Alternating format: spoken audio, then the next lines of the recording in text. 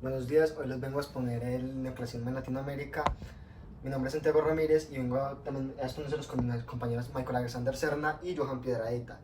El neoclasismo, bien sabemos de que surge a raíz de lo que fue en protesta a lo que fue el rococó y el barroco, que nace en Francia a mediados del siglo XVIII, principios de este.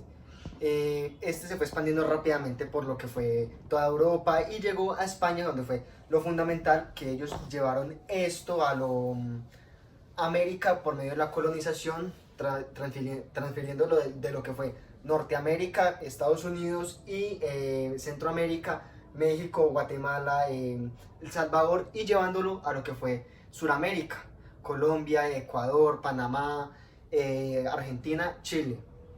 Estas se dividieron en 4 etapas para sincerarlo más. La primera, pues esta que nace en el siglo XVIII, mediados también, que se expande rápidamente por toda Europa, toda, que llega rápidamente a América por medio de la colonización, como ya les había dicho, y la rápida expansión que tiene. Ellos tomaron varias formas, o sea, el neoclasismo tomó varias formas de lo que fue el antiguo clásico, que es donde trabajaba lo que trabajaban los romanos.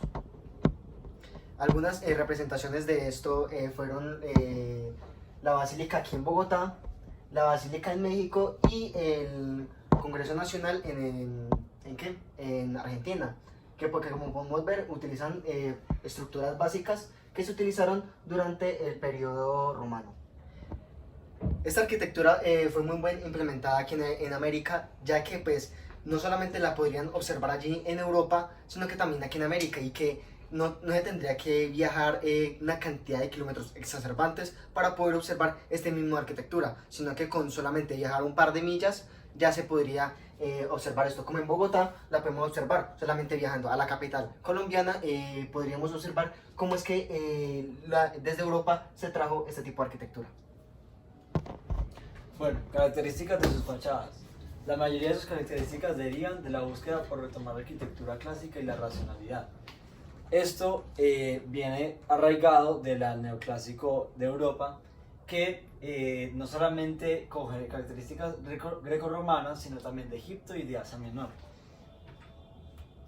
El dórico es una característica de las columnas que tiene como características principales el captel sin molduras y las estriadas. Que podemos ver que las estriadas son como una especie de ligamentos que se le hacen a las columnas, y en la base pues tiene una base que le da ciertos niveles de escalonamiento, y arriba también vemos un molde que es sin tanta decoración, cosa que sí tenía el barroco y el rococó. El jónico pues en sus características principales tiene el efecto de esbeltez, que es cuando la columna tiende a deformarse debido a su alta longevidad. Y bueno, acá podemos ver el orden dórico de cómo se estructuraban las edificaciones en el neoclásico. Acá podemos ver unas características principales. Acá está el dórico, como ven, acá está pues la estructura de cómo se ve en comparación a las otras estructuras. El jónico, el corintio con pedestal y el toscano. Y por ejemplo, en la parte de acá lo que explicaba nuestro compañero en su explicación, era que ¿cómo se llamaba esto? En el Congreso de Argentina acá se pueden ver representadas las columnas que tienen como característica el jónico, y en sus iglesias también se pueden ver otras características de la arquitectura neoclásica europea. Bueno, acá podemos ver un ejemplo muy claro de la aparición de la arquitectura colonial, que antes era arraigada hacia el rococó y hacia el barroco. Recordemos que todas estas influencias vienen de Europa y que poco a poco fueron llegando a América Latina conforme pasaba el tiempo, debido a que siempre había un retraso, porque los sistemas de transporte eran más limitados, solamente se viajaba por barco. Entonces pues como eso ya lo sabemos, acá pues se reflejaba la misma intención pero más atrasada. Entonces, como por ejemplo acá podemos ver la arquitectura colonial del barroco y el rococó, en el cual también se veían las balaustradas pero no con tanta predominancia. Ya pasando ahora sí a la arquitectura neoclásica en el Palacio de Minería de la Ciudad de México, en la cual las balaustradas toman más predominancia en las columnas y los arcos no toman tanta predominancia como antes, pero sí se siguen viendo.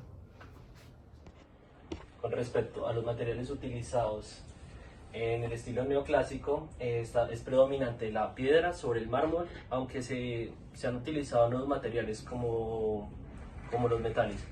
Como podemos ver aquí, en Francia, en el Arco del Triunfo, es predominante también la piedra caliza blanca, aunque se encuentran algunos rasgos de mármol.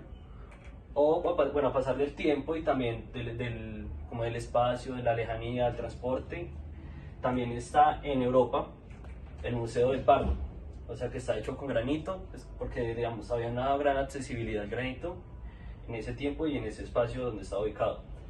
Y ya hablando de Latinoamérica, podemos ver en el Capitolio Nacional, que está ubicado en Bogotá, está la piedra caliza rubia. ¿Por qué se utilizaba ese material? Este material se utilizaba más que todo era porque habían unas canteras donde se podía acceder, o sea, muy fácilmente a este material. Hablando críticamente sobre el material, o sea, creo que el uso de este material era más predominante en estas estructuras porque era más llamativo y era como de poder, como que incitaba como o sea, la dureza que percibían las personas sobre estas edificaciones o sobre, bueno, estas estructuras. Entonces lo que siempre ha sido como utilizado como para los capitolios, como museos, en parte de la religión, como el poder político. Entonces creo que el material o sea, influyó mucho en la materialidad en las construcciones del neoclásico.